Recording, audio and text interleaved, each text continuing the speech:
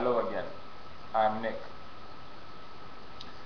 In this video I would like to talk to you about chronic fatigue syndrome, chronic Lyme disease and nutrition. As everybody knows, nutrition is an important factor to general health. If you are healthy and you want to remain healthy, nutrition is something that you should look on. And also, if you are sick like us, then nutrition becomes more and more important in our ways to living a life as better as we can, or in our ways to recovery, to our recovery journeys, because it's a journey. It's not a small trip. It's far, far, far away. It's very, very difficult. So let me start with nutritional delayed food allergies, which is something that we all should consider. Even healthy people, all of us have nutritional food allergies, delayed food allergies. Most of us are intolerant to gluten and dairy, and also eggs, soy and corn, which are the most common, or some peanuts, for example. And the best way to find out if you are intolerant to some food is to do an IgG test for food allergies. The reason why this is very important is that because food allergy, it's not a simple thing. It can cause gastrointestinal symptoms, of course, as we know, but it can also cause systemic symptoms and chronic activation of the immune system, inflammation, and can contribute to something called leaky gut. For example, I know people that had irritable bowel, and when they cut gluten and dairy, or psoriasis, and when they cut from their diet the gluten and dairy products, the symptoms just disappear. So hey, something's important here, right? Well, nutritional food allergies can cause leaky gut, as I said before. Leaky gut syndrome is something very, very important, because what it means is that the gut barrier becomes leaky and abnormal, and food particles and microbes and other stuff that are inside the gut and should be only inside the gut leak in our bodies. And these are recognized by our immune system as antigens, because they should not be there. It's not their place. That causes systemic inflammation and can lead to autoimmunity, or many, many symptoms like fatigue, muscle aches, headache, insomnia, gastrointestinal symptoms, and more. Things that it's difficult to correlate with some food allergy. Well, this might be a cause. And as for me, I have a leaky gut. I have done a test for it, and I try to eliminate the food that I'm allergic to. I'm following a very strict diet, an alkaline diet with mostly vegetables, low glycemic load. I don't eat nuts and seeds because I cannot tolerate them. They cause me symptoms like skin itching and gastrointestinal symptoms. I don't eat fruits because of the sugar that they have. Some people can tolerate fruits. I'm not one of them. And I try to correct the gut lining with supplements like colostrum, like glutamine, zinc, omega-3 fats, which are anti-inflammatory, and curcumin.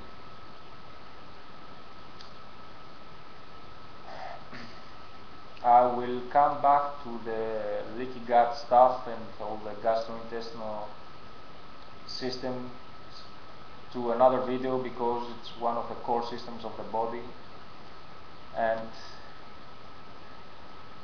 the first most recognized doctor in humanity, Hippocrates, says that disease begins in the gut, that all diseases, chronic diseases, somehow are connected with gut function, and I think that is true.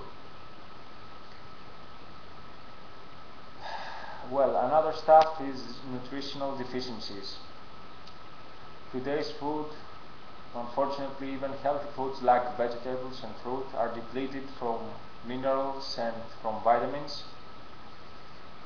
And even if you follow a perfect diet, I think many of us should need some nutritional supplements, like magnesium, for example, because our food has no magnesium in it, and it's very important for more than 300 biochemical reactions in our body. Magnesium is a very important mineral and is the relaxation mineral. So I encourage you to supplement with magnesium, and the best form that I found of magnesium is magnesium chloride, which you apply to the skin, and it's absorbed from the skin, from the body, and then it goes to the blood and the tissue that is needed. Also vitamin D, which is a common deficiency. Most of the population has vitamin D deficiency, also magnesium deficiency, as I told before. And you should check your vitamin D3 levels, your vitamin D3 25 and your vitamin D3 1.25, and try to have a level between 50 and 80, which is the optimum. Well, if you follow the Marshall protocol, of course you cannot do that. If you are taking the GCMAF, well, I think that you should supplement with vitamin D together. Also, there are some other deficiencies like zinc and like omega-3 fats, and also iron, or B12, because of the stomachs. Our stomach doesn't work properly. Some of us need to take supplements, and you should check for that if you have the money. But generally speaking, I think that you should take a multivitamin every day, a good multivitamin, and magnesium and vitamin D every day. You can take zinc, but you should try to have a balance with zinc, manganese, and copper, because a lot of zinc can cause copper deficiency, and this can lead to imbalances in some antioxidant enzymes that our body produces, like SOD. And finally, some general tips. Try to follow an alkaline diet, a low glycemic low diet. Try to eat a lot of times during the day. Try to have a diet that is consisted more from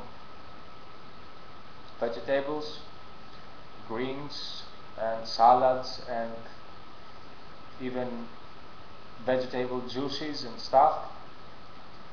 Try to get some healthy oils from olive oil and coconut oil. And as for protein, I personally supplement with protein powders, organic protein powders from pea protein or other protein sources, and I personally avoid eating fish, I loved eating fish and I loved eating tuna and salmon and all that, but unfortunately they are full of mercury. Full of mercury. And mercury is an issue for me. And so I try to avoid eating fish at all. Even small fishes contain some amounts of mercury, so I totally avoid fish. I try to eat some organic meat, some chicken, and I try to keep my blood sugar level steady because I have hypoglycemias. Most of you know that. By trying to eat every 3 hours and trying to eat before going to sleep, in order not to wake up during the night having to eat something. Well, in conclusion, I think that nutrition is something that it's need to be looked at. You should avoid food allergies. This is something that can make you feel a lot better quickly. You should try to heal the gut if you have a leaky gut, but I will talk about that in future videos. You should try some magnesium, some vitamin D, some multivitamins and omega-3 fats. And you should try to follow a good alkaline diet with healthy protein and healthy fats. So that's about nutrition. I don't think I forgot something. I don't know. I don't plan to make the videos. I feel awful like right now, but I need to do that.